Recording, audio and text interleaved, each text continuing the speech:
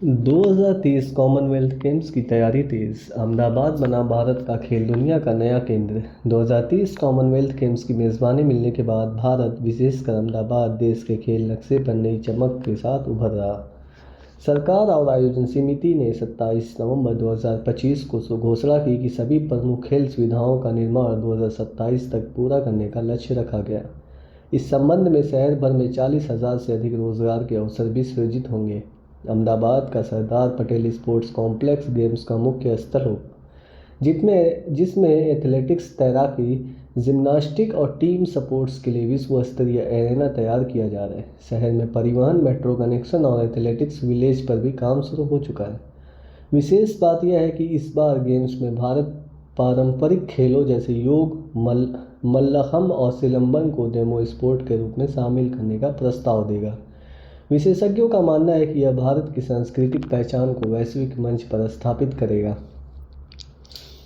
युवा खिलाड़ियों में जोश देखने लायक। कई राज्यों के कोचों का कहना है कि इस मेगा इवेंट ने बच्चों को खेल चुनने के लिए प्रेरित किया। कर्नाटक, महाराष्ट्र और उत्तर प्रदेश जैसे राज्यों में प्रशिक्षण शिविर पहले ही शुरू हो चुके हैं। सरकार का लक्ष्य केवल एक सफल आयोजन करना नहीं, बल्कि भारत को 2036 ओलंपिक की मेज़बानी के लिए तैयार करना भी है। अंडर 17 फुटबॉल में भारत की धमाकेदार जीत। गैंगटे की हैट्रिक ने बदल दिया खेल का समीकरण। भारतीय अंडर 17 फुटबॉल टीम ने 27 नवंबर 2025 को एशियाई क्वालीफायर में शानदार प्रदर्शन करते हुए चीनी ताइपे को 3-1 से हराया। भारत के युवा कप्तान दलाल मुनो गैंगटे शो के स्टार बने, जिन्होंने अपनी बेहतरीन हैट्रिक से दर्शकों को मंत्रमुग्ध कर दिया। मैच की शुरुआत धीमी रही, लेकिन 18वें मिनट में गैंगटे ने गोल कर भारत को बढ़त दिलाई। हाफ टाइम के तुरंत बाद उन्होंने दूसरा गोल दागा, जो टीम का मनोबल बढ़ाने वाला साबित हुआ। अंतिम क्वार्टर में तीसरा गोल आते ही स्टेडियम में उत्साह चरम पर था। टीम के मुख्य कोच ने मैच के बाद कहा कि गैंगटे सिर्फ स्कोरर नहीं, बल्कि एक टीम लीडर है, जिनकी ऊर्जा मैदान पर भी सभी खिलाड़ियों को प्रेरित करती है। भारत का मिडफील्ड भी बेहद सटीक रहा और डिफेंस ने विरोधी टीम को ज़्यादा मौके नहीं दिए।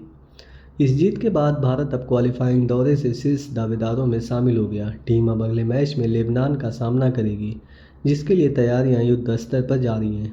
ये प्रदर्शन न सिर्फ टूर्नामेंट बल्कि देश में युवा फुटबॉल संस्कृति के लिए भी महत्वपूर्ण माना जा रहा। भारत की अंडर 17 टीम क्वालिफिकेशन की दौड़ में मजबूत। युवा खिलाड़ियों ने जगाई उम्मीद। भारत की अंडर 17 टीम की लगातार अच्छी परफॉर्मेंस ने 27 नवंबर 2025 तक क्वालीफायर में उनकी स्थिति काफ़ी मजबूत कर दी। आखिरी जीत के बाद टीम अपने ग्रुप में शीर्ष स्थान की दावेदार बनकर उभरी है। टूर्नामेंट की शुरुआत में भारत को चुनौतियों का सामना करना पड़ा था, लेकिन कोचिंग स्टाफ ने रणनीति में बदलाव कर टीम को अधिक आक्रामक बनाया। कप्तान गैंगटे, मिडफील्डर ऋत्विक और डिफेंडर अनिकेत की तिकड़ी ने मैच टू मैच शानदार तालमेल दिखाया। भारत के खेल विभाग ने भी टीम को अतिरिक्त संसाधन उपलब्ध कराने की घोषणा की, जिसमें फिजिकल ट्रेनिंग उपकरण, पोषण और यूरोपीय कोचों से विशेष मार्गदर्शन शामिल है। खेल विशेषज्ञों को उम्मीद है कि अगर भारत अगले मैच में सकारात्मक प्रदर्शन करता है तो क्वालिफिकेशन लगभग सुनिश्चित हो जाएगी। यह नतीजा भारतीय फुटबॉल के भविष्य के लिए ऐतिहासिक साबित हो सकता है। 2030 गेम्स को लेकर भारत की दीर्घकालिक योजना। अंतर्राष्ट्रीय स्तर पर बढ़ेगी खेल प्रतिष्ठा। भारत सरकार ने 27 नवंबर 2025 को 2030 कॉमनवेल्थ गेम्स को लेकर एक विस्तृत मास्टर प्लान जारी किया।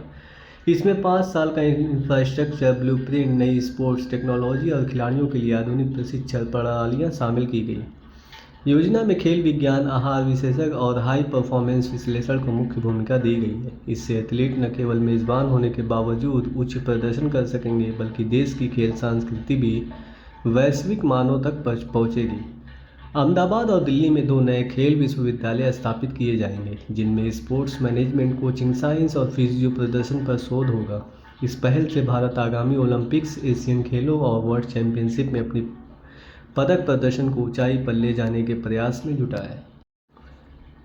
योग और भारतीय पारंपरिक खेलों को वैश्विक पहचान। 2030 CWG में शामिल करने की तैयारी। भारत 2030 कॉमनवेल्थ गेम्स के लिए योग, मल्लखम्ब और कलारीपयट्टू जैसी पारंपरिक भारतीय खेलों को डेमो स्पोर्ट्स के रूप में पेश करने की तैयारी कर रहा। 27 नवंबर 2025 को खेल मंत्रालय ने कहा है कि प्रयास केवल सांस्कृतिक प्रदर्शन सांस्कृतिक प्रदर्शन नहीं बल्कि भारत की सॉफ्ट पावर का प्रतीक होगा। योग को अंतर्राष्ट्रीय प्रतिस्पर्धात्मक प्रारूप में लाने के लिए विशेषज्ञों ने 12 श्रेणियों का एक नया स्कोरिंग मॉडल तैयार किया, जिसमें संतुलन, लचीलापन, शारीरिक नियंत्रण और रचनात्मक को मूल्यांकित किया जाएगा। यदि ये खेल शामिल होते हैं तो भारत के खिलाड़ियों को पदक तालिका में बड़ा फायदा मिलने की संभावना है, क्योंकि ये खेल घरेलू स्तर पर पहले से लोकप्रिय हैं। इस कदम से भारतीय खेलों की वैश्विक स्वीकार्यता भी बढ़ेगी और युवा पीढ़ी को अपनी सांस्कृतिक जड़ों से जुड़ने का मौका मिलेगा।